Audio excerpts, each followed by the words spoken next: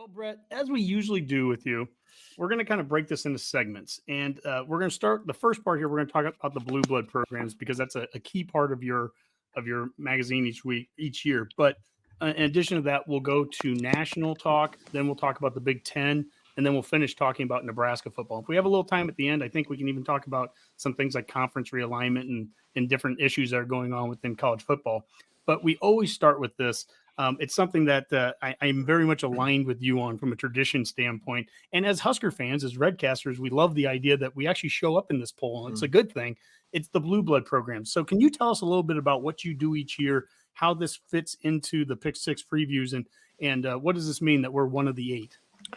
Yeah, well, the Blue Blood program debate, it's an annual poll that I do in January each offseason. It's a part of the offseason calendar where there's just nothing going on. And you see Twitter arguing over everything. But one of the things that comes up every year is which programs are considered blue bloods. And, I've seen different formulas for it. I've seen different metrics. People try and put a number on it. But really, it's everyone has their own definition of what a blue blood means. So I went for the opposite. I went for just a huge poll and just try and get hundreds of thousands of votes and just see where the mindset of the overall college football world is at. So I think this year we drew in 170,000 votes, something like that. And just basic yes, no answers. Is Alabama a blue blood? Yes, no. Is Ohio State? Yes, no.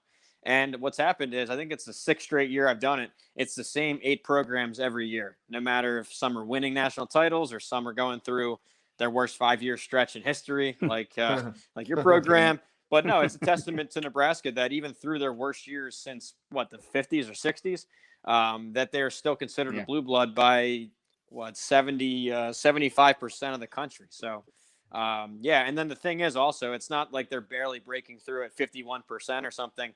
There's a huge drop off from that top 8 every year to the others that are like around 50%, Penn State, Florida State, Georgia, Tennessee. You can, as you can imagine, since Nebraska is the current program that's down among the 8, they get a lot of question marks on Twitter, a lot of responses, but all these programs have had down periods. Oklahoma, USC, Texas had been down. So we'll see. I mean, we'll see if this next hire helps, reignite the program and get them back to where they belong in college football's history. Dave, what were you asking before we started? Yeah.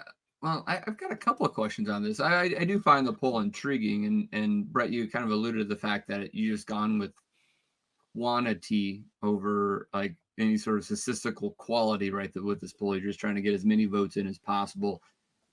As a Nebraska football podcast, we have to acknowledge we probably are better at Twitter than almost any other fan base out there, right? We're very active and we can kind of cook the books a little bit on this, but it's nice to see. I agree with the poll. I want to be clear with all of our listeners. I think we're a blue blood, but it is intriguing to see how Texas has risen. I'm looking at the stats right now, 24 percentage points apparently compared to last year. So right? I need to up 9. So like having a better season has actually helped them kind of, solidify that. It's interesting with Texas though, and this is a problem. Maybe one flaw with the poll, I'll admit, is that certain fan bases can hijack, and it had nothing to do with Texas in this case. It was actually Oklahoma fans that last year retweeted it like crazy. I think they had more votes than anybody in the Texas poll, more than their own poll. Oh, wow. And as you can imagine, they sank Texas down to like 60-something%. And they barely made it last year. So that plus 24 was basically just that OU Twitter didn't find that tweet this year. So I guess that is, that's hilarious. It really is. I mean, so I think part of the logic I might put in next year is just to put a 1-hour cap on the tweet. You can time your polls, and if I limit it to an hour or two, that might limit how far out it gets. But that does mean a lower overall vote count. So again, I think in the big picture, this is an inexact science. It's you can talk to anybody, and they all have different definitions of it. People will weight national titles or All-Americans or just raw wins or how recent they were, all that. So, it's just a one snapshot look. But I think it's interesting that the same 8, even despite some Twitter inconsistencies, every year it's that same 8.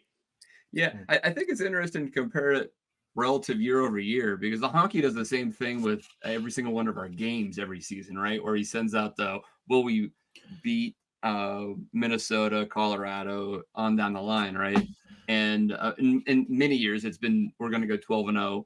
I think Honky, you said this year it's going to be 10-2, which I'm very impressed with the Nebraska fan base to be tempered that much that they might acknowledge we might lose 2 games. Yeah, they are and we'll get to the Nebraska record, but you're right, Dave. These are the polls right here, and so it's the same concept. Yeah, but almost I'm curious, 50,000 votes for us.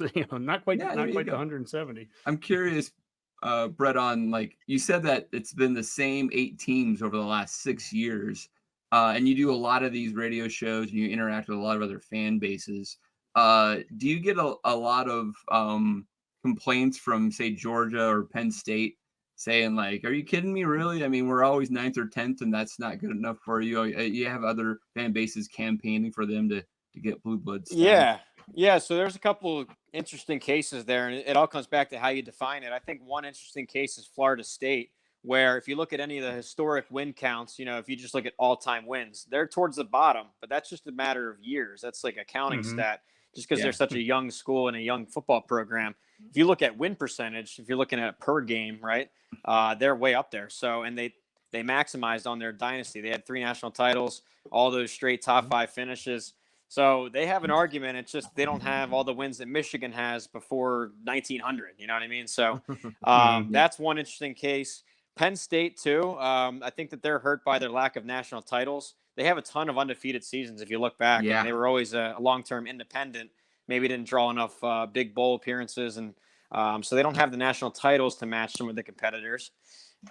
Tennessee is a similar case with Nebraska where they really dominated in the 60s, 70s, 80s, had a national title in the 90s, but hasn't done much since. And so they get some arguments from some of their older fans. And then really the last one here, and this is an interesting case. They might be able to move up into the category is Georgia, because they have everything else you'd want besides that national title number. And now they just stacked 2 of them, bang, bang. And really the favorites odds on to do it again this year. So they have the all-time wins, the win percentage. They have, the Heismans, all that kind of stuff. It's just they only had the 2 national titles, 1942, I believe, and 1982.